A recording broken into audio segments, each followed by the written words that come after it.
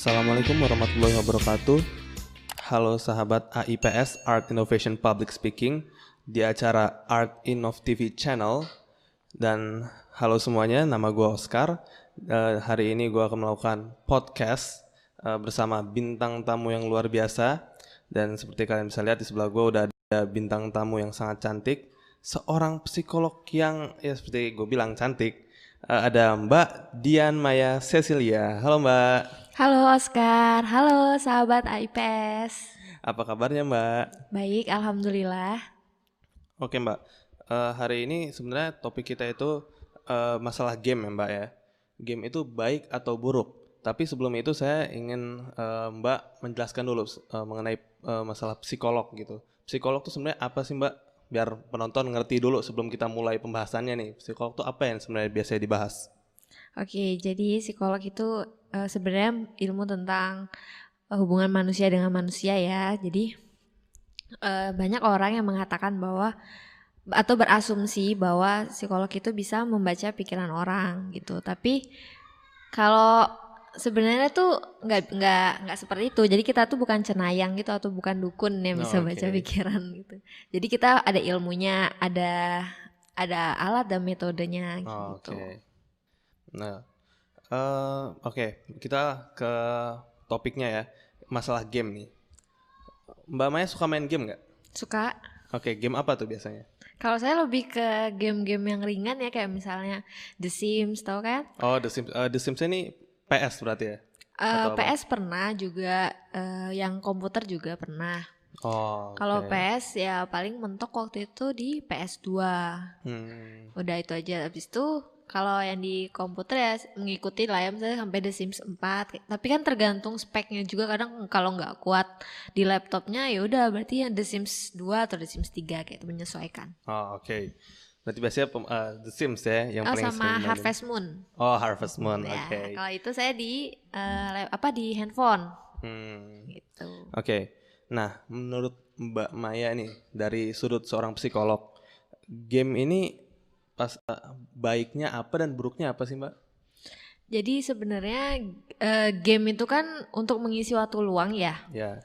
Sebenarnya dalam artian, tapi banyak ibu-ibu atau orang tua yang memberikan handphone atau gadget kepada anaknya, kemudian diisi game-game anak-anak. Tapi sebenarnya nggak tahu dampak dari game itu sendiri. Jadi ketika anak-anak itu masih kecil, entah umurnya 3 tahun atau 4 tahun dan ditinggal orang tuanya bekerja, kemudian diberikan handphone, anak-anak itu akan merekam. Jadi di otak anak-anak itu dia merekam bahasa-bahasa game yang mungkin nggak ada artinya buat kita gitu. Jadi tanpa kita sadar dia tuh selalu ngobrol dengan kita itu bahasa game. Misalnya fighting gitu. Oh, Tapi dia nggak tahu itu artinya apa. Jadi dia meracau terus bahasa yang seperti itu. Itu kalau lama kelamaan anak-anak itu dia nggak bisa konsentrasi dengan bahasa yang seharusnya dia pelajarin gitu. Jadi mau nggak mau anak yang seharusnya mungkin normal mengikuti pelajaran yang seharusnya dia menjadi speech delay gitu. Jadi kayak terlambat berbicara karena dia merekam aktivitas dari omongan-omongan dari game itu gitu sebenarnya. Cuman kan banyak orang tua yang mungkin lebih memilih jalan pintas ya biar anaknya tidak rewel atau apa. Tapi semakin ketika sudah berumur misalnya SMP atau SMA, sebenarnya ada baik dan buruknya. Baiknya adalah anak-anak itu mungkin dia dalam bahasa Inggris kan mungkin kurang dalam pelajaran. Mungkin dikasih tahu basic-basicnya, entah itu grammar, dalam conversation mungkin dia kurang, terus vocabulary kayak gitu. Anak-anak ketika melihat game secara tidak langsung dia juga belajar kan, apa sih artinya ini biar nggak salah bahasa Inggris biar nggak salah pilih nih ketika dia ingin memasang strategi misalnya. Seperti itu. Terus kemudian dari sebenarnya itu positifnya banyak ya. Kita dari itu salah satu kita bisa mengetahui bahasa Inggris lah yang mungkin nggak banyak kita pelajarin di sekolah. Terus kemudian kita tahu dia kayak strategi bagaimana cara mengelabui lawan sebenarnya. Jadi kayak ada strategi-strategi yang kita harus pelajari gitu. Oh, Tapi oke. strategi yang positif ya, maksudnya bukan kayak bertengkar atau apa, tembak-tembakan itu kan banyak. Hmm, Terus kemudian kalau negatifnya adalah banyak orang yang canduan. oke. Jadi lupa waktu, akibatnya mempengaruhi emosi juga gitu. Jadi ketika game dan emosi itu sebenarnya ada kaitannya. Ketika kita udah kecanduan, emosi itu yang mempengaruhi kognitif kita juga. Kita jadi gampang marah, apalagi ketika kita kalah. Ketika kita battle nih, kita kalah, Emosi ya kita biasanya. emosi, kita kemudian jadi melakukan tindakan kriminal juga bisa ya. Misalnya kita perlu membeli item-item yang harganya itu nggak murah, apalagi game di handphone, game internet Iya. yang perlu kuota juga gitu kan. Nah itu bisa memicu tindakan kriminal kalau kita tidak membatasinya gitu. Nah tapi sebenarnya ada, mungkin kita bisa melihat bakat kita juga di situ. Apakah kita ternyata bisa menjadi pro player seperti kayak youtuber-youtuber yang dia tuh YouTuber pandai gaming gitu ya. youtuber gaming, jadi dia tuh pandai membaca pasar nih. Banyak yang suka main game tapi mungkin cuman suka melihat. Jadi dari YouTube dia mulai deh jadi suka mengkomentari Oh ya, oke. game seperti itu. Oke, untuk dari Mbak Maya sendiri nih, ada nggak sih mungkin teman Mbak Maya atau siapapun orang yang dekat dengan Mbak Maya mungkin pernah kecanduan game atau mungkin membeli item mungkin karena ya item kan ya banyak lah ya dan hampir setiap orang tuh sekarang main game gitu mau yang serius ataupun yang have fun aja gitu. Ada nggak sih cerita dari ya Mbak Maya lah? Ada sebenarnya eh mungkin umur yang 20-an juga masih ada ya. Maksudnya saya punya teman, jadi dia itu kecanduan main game. Oh, maksudnya umur 20-an Ya, maksudnya dalam masih kecanduan masih lah. kecanduan. Oh, oke. Karena dia nggak punya aktivitas gitu. Oh. Jadi game itu dibikinlah seolah-olah dia itu kayak mengurangi rasa bosannya. Seperti itu. Jadi dia main game terus bisa seharian sampai nggak tidur. Itu hampir tiap hari seperti itu. Tiap hari? Ya. Nggak tidur? Nggak tidur misalnya sampai jam 4 pagi misalnya. Abis itu dia tidur, bangun jam 12 siang misalnya seperti itu. Jadi orang lain bangun dia tidur, orang lain tidur dia bangun seperti itu. Jadi ibaratnya kan nggak sehat ya pola hidupnya. Terus kemudian akhirnya dia mulai deh membeli item-item yang harganya itu ratusan ribu waktu itu. Oke, ratusan ribu. Ya sampai akhirnya karena orang tuanya udah tahu dia suka kecanduan main game dan akhirnya uang jajannya di stop lah. Akhirnya dia berpikir nih bagaimana caranya dia membeli item-item itu agar level di gamenya itu tinggi gitu. Akhirnya dia mulai melakukan kriminal seperti itu. Dia mulai mencari uang orang tuanya. Nah ini bukan suatu hal yang patut dicontoh ya. Jadi kita ambil baiknya aja lah. Buang buruknya. Ya. Jadi akhirnya saya bilang mau sampai kapan kayak gini gitu kan. Abis itu mau sampai kapan kamu kecanduan? Sebenarnya itu nggak ada apa ya? Nggak ada untungnya lah beli yang item-item itu untuk kita yang mungkin nggak paham gitu. Tapi logikanya sebenarnya itu kan nggak ada untungnya ya.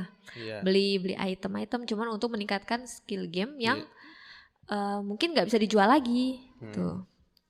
Nah akhirnya dia berhentilah sedikit demi sedikit karena handphone waktu itu dijual sama dia karena dia justru dia main gamenya di mana berarti?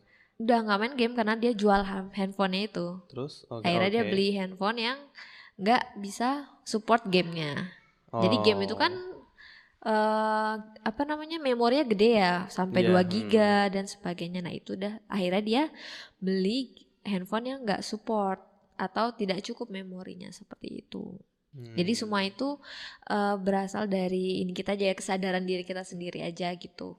Apakah kita mau berhenti atau terus lanjut itu gitu. Dan pengawasan orang tua itu juga perlu. Jadi ketika ada komunikasi antara anak sama orang tua, apakah orang tuanya membebaskan si anak atau tidak peduli pada si anak, mungkin akan muncul hal-hal yang tidak kita inginkan. Tapi ketika komunikasi kita terjalin dengan baik dengan anak mengerti apa yang harus dia lakukan atau dibatasi permainannya, mungkin akan terjadi komunikasi yang lebih baik lagi dan mungkin kegiatannya seperti itu. Oh, oke. Oke, sepertinya ini pertanyaan terakhir ya Mbak. Sebenarnya saya ada beberapa pertanyaan, cuman ternyata Mbak Maya menjawab dan ya itu udah menjawab pertanyaan-pertanyaan yang Hampir semuanya. baru akan saya tanyakan. Oke. Jadi ini pertanyaan terakhir aja. Game ini kan sesuatu yang dibuat awalnya untuk have fun kan, have fun. Berarti kalau misalkan game ini sudah mulai merusak mental, berarti apakah game ini sudah menjadi musuh atau gimana nih Mbak? Soalnya sekarang tuh orang kan menjadikan game tuh ada yang menjadikan game usaha seperti gamer ya. Kita ambil contoh gamer. Sedangkan ada game yang ada orang yang biasanya menjadikan game itu sebagai ya have fun, tapi seperti teman Mbak tadi sampai menghabiskan uang gitu. Jadi sebenarnya menurut Mbak sendiri nih, game itu lebih banyak baiknya atau buruknya?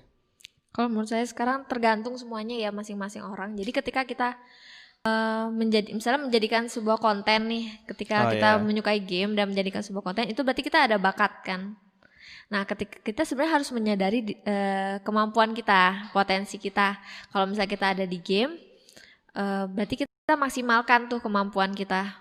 Tapi harus ada batas-batas yang kita sepakati sebelumnya dengan orang-orang di rumah, agar kita tuh tahulah batasannya seperti apa.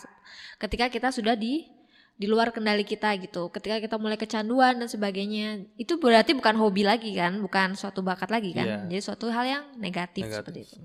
Nah, ketika kita cuman kecanduan dan semakin mungkin kita merasa wah nggak bisa gini terus keadaan kita, atau misalnya semakin kita ngerasa kita semakin kecanduan ke hal-hal yang mungkin nggak bermanfaat gitu loh, kita nggak punya skill di sana untuk kita kembangkan untuk menjadikan jadi pro gamer lah ya. Ya, programmer seperti itu. Nah, kita minta orang terdekat kita juga untuk membatasi gitu, untuk mengingatkan lah, atau enggak kita pakai punishment.